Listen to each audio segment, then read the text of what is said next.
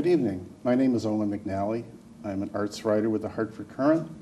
And tonight, we're going to be discussing what I consider to be a major cultural event for Hartford in the year 2000. And that major cultural event is the publication of what I consider to be an excellent biography written by Eugene Gaddis. It is the story of Chick Austin, one of the great pioneers of modernism. And coincidentally, Austin was from Hartford and is one of our great cultural figures of the 20th century. And tonight we are indeed honored to have Mr. Gaddis with us tonight to speak about Chick Austin. And Gene, welcome aboard.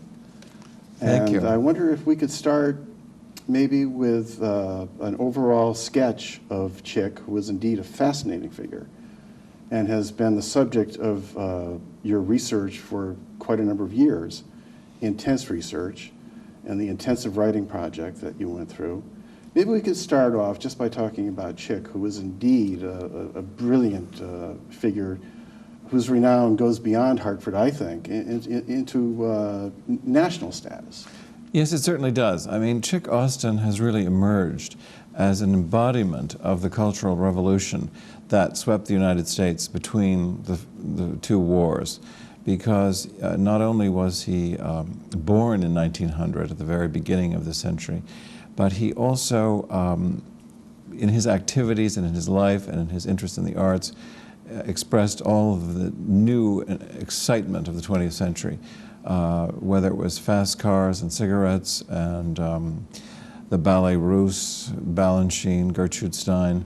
All of these elements in all of the arts and culture came through his work as director of the Wadsworth Atheneum from 1927 to 1944. And the extraordinary thing about Austin is that he was able to produce at this rather traditional art museum, a very old-fashioned institution when he came, some of the most advanced exhibitions and programs that had ever been done in the United States. The fact that he produced America's first comprehensive Picasso exhibition in 1934, 5 years before the Museum of Modern Art did their great Picasso show. The fact that he himself designed the interior of a whole new wing to the Atheneum, the Avery Memorial, in the international style, or the Bauhaus style, which coincided with the Picasso opening, was considered a real breakthrough by art critics at the time, in Time and Newsweek, Art News. It was all over the nation in the art world. And he also produced a lot of dramatic presentations in the Museum Theater that he designed in the Avery Memorial, starting with Four Saints in Three Acts, the opera by Gertrude Stein, of all people, and his friend from Harvard, Virgil Thompson, who wrote the music, with the first all-black cast in an American opera, singers and dancers from Harlem who came and were dressed in silks and satins and gold lame and silver lame as saints in a set by a New York painter, Florian Stadtheimer, that was mostly done in colored cellophane. Again, super modern, everything about it. This great moment in his life, the opening of the Avery Memorial in '34, reflected both American and European cultural strains that were on the cutting edge of the arts. And people literally came from London and Paris for this opening to Hartford, Connecticut. And I was amazed as an old Californian who went to school in New England to think that the insurance capital of the world was taking such risks in 1934. And it really came through Austin, who was a very sophisticated modernist. And his background at Harvard and the experience he had through his family, particularly his mother, in creating this very sophisticated young man was fascinating to me. So it's the story of a really great modernist who was acknowledged as a leader by his contemporaries, but also it's a very human story about this only child who was molded by a woman who had been a farm girl in Pennsylvania into a cosmopolitan person. Was his mother a dominating figure in his life? It seemed like in reading the book that even as an adult, I mean, there was this element of momism. I mean, that she just seemed like a dominant figure. It seemed that she had really shaped his character in many ways, but in positive ways too. I mean, making him into a really cultured individual, you know. So there were positive things, but it also seemed like the mother had almost, you might even say, undue influence in a certain way. Have I gone overboard here? No, you haven't. I think you're absolutely on the mark, because Laura Etnier Austin was a deeply eccentric person. What about her fascination with genealogy? I thought that was... Yes, well, of course, there's a lot of humor in this book as well, because these are rather extravagant personalities, shall we say. To say the least. Yes, and Laura Austin, as I say, from a fairly humble background in Pennsylvania, inherited some money from a rich uncle and when she was 30, and wanted to turn herself into a very sophisticated person. She was not entirely successful in that, however, because she was quite bizarre in many ways, and she never really had the aristocratic demeanor she wanted. She would get dresses from Worth in Paris, but she would wear her red wig askew, her arms were jangling with bracelets, and she tried to assimilate aristocratic vowels, but they were all in the wrong places in the midst of her somewhat Midwestern accent. She never stopped talking. She was kind of a force to be reckoned with, because she had a very strong will. But she took this child that she realized was very bright and very attractive, and she loved boys for some reason, little boys. She created a kind of wonderful life for him in a way, although she isolated him, I think. He had to ask permission for every last thing he did from his mother. And she treated him with humor, she treated him with great encouragement, but also she was into control. And her husband, who was the other contributor to his conception, a man she met in her European travels in the 1890s from Boston, was a product of generations of Maine farmers, who was a man of few words. And he was a distinguished professor of medicine at Tufts Medical School, but rather reserved, and he retreated farther and farther into the background. He seemed almost like the classic distant father in a way. Yes. And then did Chick, not to get too Freudian here, did Chick in later life, was he seeking surrogate fathers in any way in some of these figures that he dealt with, or? I think in some sense he was, and I think he was also very lucky in two mentors in particular who were about his father's age. Who really helped to give him a sense of discipline and helped further his career, saw his promise, and were very kindly. They really, especially his mentor at Harvard, Edward Forbes, who was director of the Fogg Art Museum at Harvard, a man who was the grandson of Ralph Waldo Emerson, and in the tradition of enlightening New England. In Emerson's case, it was through a study of our own nature and of the nature in our country. But in Forbes's case, it was promoting the arts. He felt that this, especially in the wake of World War I, would bring the public a sense of beauty and the higher, more noble things in life, with a real zeal and a missionary zeal. And he instilled that in his students at the Fogg, who became great museum directors and great curators and great dealers even of old masters, connoisseurs and collectors as well as people who didn't go into the profession. And so you're dealing with a very high level in the American educational system. And that was another thing. I mean, they lived in Boston. Laura sent Chick to the finest schools, Noble and Greenough in Boston, and then an extra year at Andover. And then she wanted her boy to get into Harvard. After all, her husband had gone to Harvard Medical School, and that was the place to go.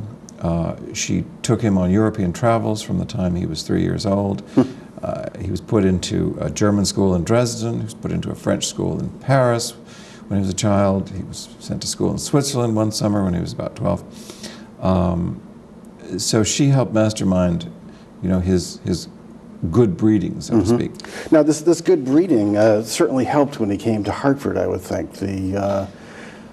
Hartford at that time seems like a very rock-bed, conservative sort of a town, not really a city. Almost like something out of Sinclair Lewis in a way, Main Yes. Street or Babbitt or something along that line. And so the young hotshot from Harvard arrives, and then they see his credentials, which of course are impeccable, and he just smacks of being sort of a blue blood kind of a character, and they accept him, they bring him into the fold, so to speak. But then the thing that really amazes me is how did Austin pull off the things that he did, considering that the Board of Trustees for the Atheneum seems like a very conservative group, and yet he seems to be pulling them all the time into the 20th century, into modernism, and it's quite a fascinating thing. I know he's a charismatic character, but how in the world did he manage to convince such a conservative base to do so many really radically innovative measures in Hartford? Well, there are a number of reasons to this. I think the first one, as you mentioned, was that he seemed to be part of their same social class. He was beautifully dressed, always had London-tailored suits. He had a good-looking man there. He looked like a matinee. Olivier or something, huh? Yes, he was very handsome, and he was very well-mannered. He had a wonderful speaking voice, very musical, very elegant, a kind of transatlantic accent. He spoke 4 languages, including English. And he had gone to the best schools. It hadn't been Yale, of course. Most of them had graduated from Yale, and most of them graduated from Yale before the turn of the century, when Queen Victoria was still on the throne in England. And they were true products of the Victorian period. And they were Yankees, so they were somewhat reserved. Fiscal responsibility was very important to them, civic responsibility. Many of them on the board were related to each other, particularly the Goodwins, the Huntingtons, and the Goodwins were 10th generation Hartford. They'd founded the place in 1636 with Thomas Hooker and the Wadsworth family. And so they felt that they had a young man. He was very young. He was 26 years old when he became director of the Atheneum. This is in 1927? In 1927. And so they felt kind of fatherly, I think, toward him at first. One reads the letters from the president of the board to Chick's mentor, Edward Forbes. Now he will win his spurs, so the next generation is coming. But they didn't really understand that the next generation, the generation born in the 20th century, was really going to be very different from them. And talk about a generation gap. We talked about this in the 70s. I think there was an astounding generation gap between that group of people born in the 19th century and Austin's generation. And of course, when you put on top of that the fact that he had traveled considerably in Europe and was smitten with all of the modern art that he saw in Paris and the art and music connected with the Ballet Russe of Diaghilev, the great collaboration of composers and artists and dancers and choreographers that had swept across Europe beginning in 1909 and lasted until Diaghilev's death, that showed the premieres of very radical ballets like The Rite of Spring and Petrushka and all sorts of very famous things. And Chick used to go to those. He was, like so many people in Europe, just totally enamored of this vision of modern art for this in collaboration with others. So, and he was connected with people like Paul Sachs at Harvard, who were in the background of the Museum of Modern Art, which was eventually created in 1929, and the Harvard Society for Contemporary Art, which showed very advanced artists in Boston before the Museum of Fine Arts would ever touch them. So it was Picasso, Braque, Matisse, all these people that had never been seen or maybe even thought of in Hartford. It just seems incredible. I grew up in West Hartford, and I've lived in Hartford, and I've always heard bits and pieces about Austin. And he was always like this legendary figure, but until now, no one has ever pulled all of this together. And then in toto, it's just astounding to think that these things were happening in Hartford. And I think of your book as sort of a great celebration of this really great moment in our cultural history. But one of the great things about the book is the book reads like a novel in some ways. It's a biography, and yet you've written a very powerful narrative, and it's just filled with all sorts of fascinating characters that are all novelistic in a way. Well, I tried to let the story unfold like a novel, because first of all, I'm not an art historian by training. My training is all in history, and I was always very fond of history books that did read like novels, that were well researched, but flowed. And so this is not what one would write in a sort of serious analysis of each painting.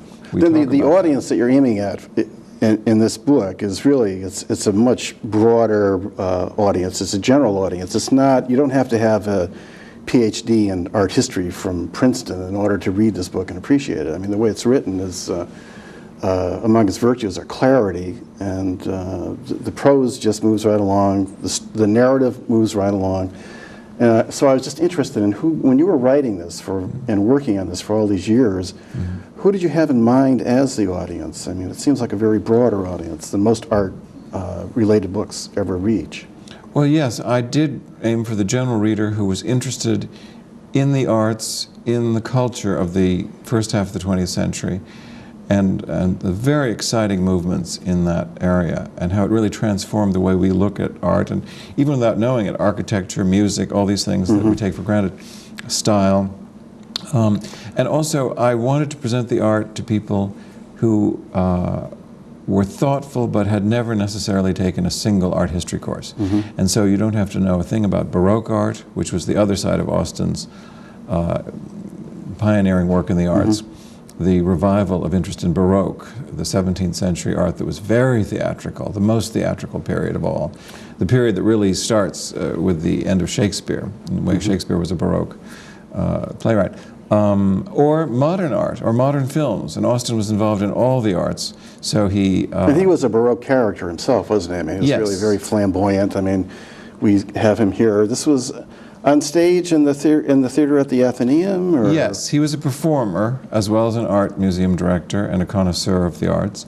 He loved the theater. The theater was a metaphor for his life. He loved to entertain people, amuse people, even in conversation. And many of the people I interviewed talked about that. So he's a magician here, the great Osram. He'd started doing magic in Paris for his school chums when he was about 10 years old, and kept it up. Always encouraged by Mama to dress in costumes, be photographed in costumes, wherever they were, German costumes, French costumes. And so he would make his own sets and costumes as well. He had this ability to pick up skills and do them well that was astounding. If he wanted to learn how to sew, he would talk to a seamstress. And he would ask all the right questions. And I was told that in 15 minutes he would pick your brain and find out how you did something. He felt there was nothing he could not do. And so he was a painter who was shown at the Museum of Modern Art as early as 1930, his works. He was a superb gourmet cook. He loved European cuisine. He had a very sophisticated palate. People talked about him whipping up soufflés, or making his own mayonnaise, or doing extraordinary stews, or serving things with a presentation on a leaf. You know, this is well in advance of our more sophisticated palate that really is a product of the last 30 years only. Now, what about his relationship with his family? I mean, here he is, this great innovative figure who is so devoted to the arts, and what about his personal life, his life with his, I know he had children, or maybe you could also tell us about that, his fascinating digs on Scarborough Street, which you can see as you're heading down Scarborough towards Albany Avenue, that wonderful villa up on a hill there. Maybe you could tell us about that and a little bit about Austin's personal life, his family life. Yes, the house on Scarborough Street, the Austin House, which was given to the Wadsworth Atheneum by the Austin family in 1985, and has just been restored, as you know. It really is connected with the story of his family, because in 1929 he married the niece of the president of the board, Helen Goodwin, and many people say, oh, well, chick married right into the oldest. Married the boss's so on, you know, how wonderfully placed he was. But having read all the love letters and having talked to many, many friends of Chick and Helen Austen, he would never have married for so-called social position. He did not care about social position at all. I think his mother kind of convinced him that he was sort of an aristocrat of the world in some strange way. And you mentioned the genealogy before. She, after Chick was about 12, she began to obsess about her origins and spent years and years and years researching her own family and was convinced that she and her boy were descended from Norse kings and French nobility and at least one errant pope. So Chick didn't have to worry about, you know, social position in Hartford or even America. And in fact, he was an aristocrat, but he was a true Democrat. He loved everyone. He would sit down with the guards and have lunch with them on the back steps. He would drive them home and sit in their kitchens and drink tea with them. Young people from, you know, Hartford would come into the museum, and he would treat them as if they were visiting, you know, dignitaries and just the person he wanted to see. He had that kind of wonderful charm and charisma. And so when he did fall in love with Helen, she loved art. She collected modern art before she ever knew Chick Austen. She had been to the Ballet Russe in Europe and loved them. She took every art history course at Miss Porter. She took life classes at the Art Students League in New York and in Paris. She was very sophisticated in her own right. And he was mad about her. And all you have to do is read those love letters. And she loved him. But she was a very calming influence, and I think he knew he needed someone like that. He was almost manic in his energy.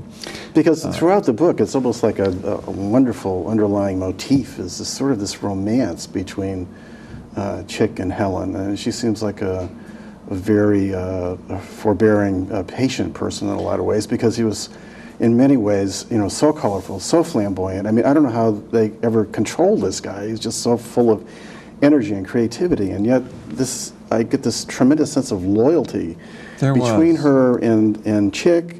And then even though he was often away in Europe or in Florida, you know, establishing the Ringling Museum, it seems that there was a wonderful tie even with the two children. Could you maybe expand on that, Gene? Yes, I mean, they did have two children. First, their son David in 33, and then a daughter Sally in 35. And both of whom adored their father. Always, of course, wished that he were more often at home.